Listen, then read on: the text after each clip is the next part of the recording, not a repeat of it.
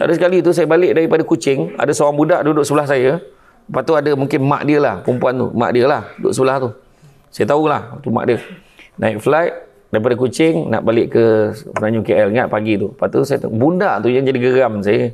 Geram agak budak, bukan geram, comel budak tu kan. Budak dah 1 dah 2 je tu. Dia kejap panggil pramugari tu. Fresh orange. Dahsyat budak tu. Lepas tu apple, lepas tu kacang. Saya tengok kecil besar budak ni. Sebab dia duduk tengah. Lepas tu saya tanya, dia sekolah mana? Sebab dia pakai uniform sekolah tu. Dia sekolah rendah tahfiz dekat Kota Kemuning, Shah Alam. Oh ya ke? Wah, dia sekolah tahfiz Yang mak dia sebelah tu buat tidur tu Dia kata sekolah tahfiz adik banyak dah hafal agaknya Baru juzuk 28. Juzuk 28? Tapi dari belakang dia kata.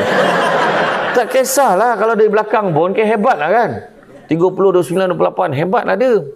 Lepas tu, adik buat apa pergi daripada Sarawak ni, buat apa? Saja tengok ayah tengah sibuk siapkan projek Pen Borneo. Oh, dia cakap macam tu. Mana ayah dia terlibat kat projek buat jalan Pen Borneo.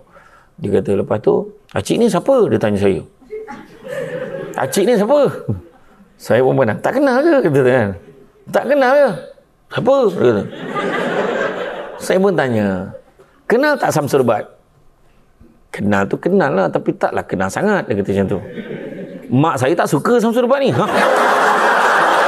Lepas tu mak dia,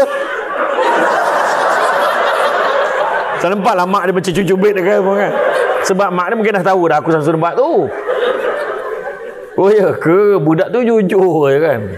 Saya pun cakap, adik, ni lah Samsul Bat. Ya ke? Macam tu. Tu cakap tadi tu. Cakap siang pandang-pandang kan. Tu budak tu.